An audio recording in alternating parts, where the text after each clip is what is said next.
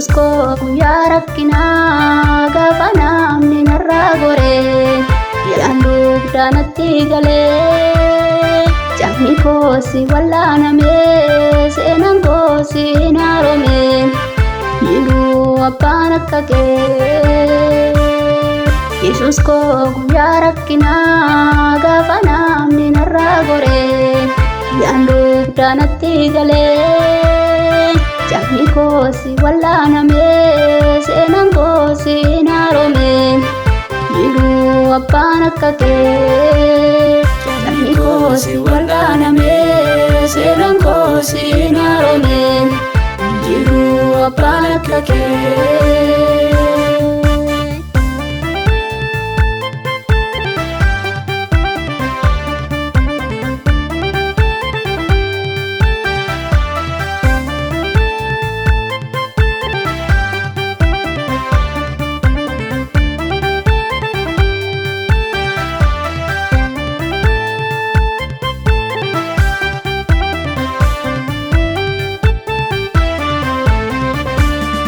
Hidhannaa namaa dadhabee gaafa roobse ilmaan koo Gooftaa ija kenna argee dadhabaan siin gargaaramaa gatamaan siin kaafamaa jiruu dahoon akka kee. Hidhannaa namaa dadhabee gaafa roobse ilmaan koo Gooftaa ija kenna argee dadhabaan siin gargaaramaa gatamaan siin kaafamaa jiruu dahoon akka kee. Dadhabaan siin gargaaramaa gatamaan siin kaafamaa jiruu dahoon akka kee. Yesus koo guyyaa rakkinaa gaafa namni narraa goree hidhaan dugdaa natti galee cabni koo si wallaanamee seenaan koo si hin haaromee jiruu abbaan akka kee.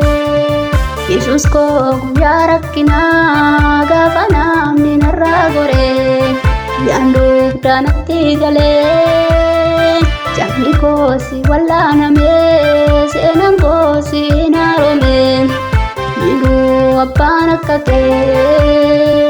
Cabni koo si wallaanamee seenaan koo si hin haaromee jiruu abbaan akka kee.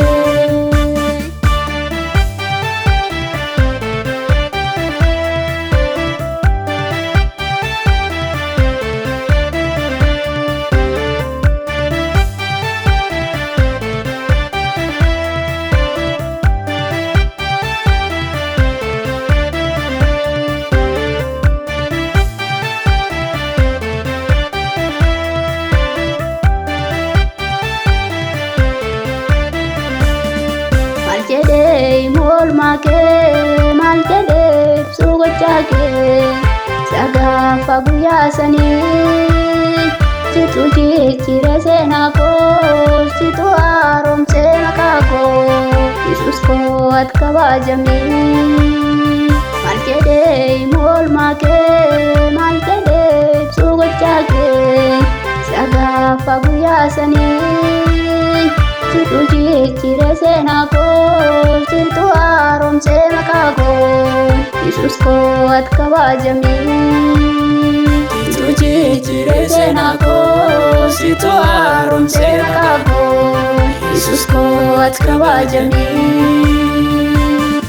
Yesus koo guyyaa rakkinaa gaafa namni narraa goree hidhaan dugdaa natti galee cabni koo si wallaanamee seenaan koo si hin haaromee jiruu abbaan akka kee. Yesus koo guyyaa rakkinaa gaafa namni narraa goree hidhaan dugdaa natti galee cabni koo si wallaanamee seenaan koo si hin haaromee jiruu abbaan akka kee. Cabni koo si wallaanamee seenaan koo si hin haaromee jiruu abbaan akka kee.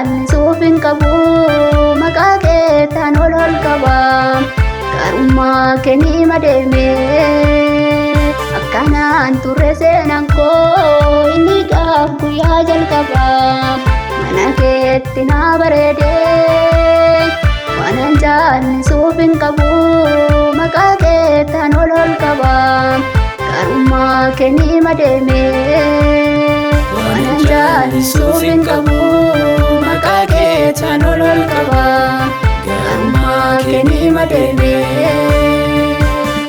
Yesus ko guyyaa rakkinaa gaafa namni narraa goree hidhaan dugdaa natti galee cabni koo si wallaanamee seenaan koo si hin haaromee miiluu abbaan akka kee.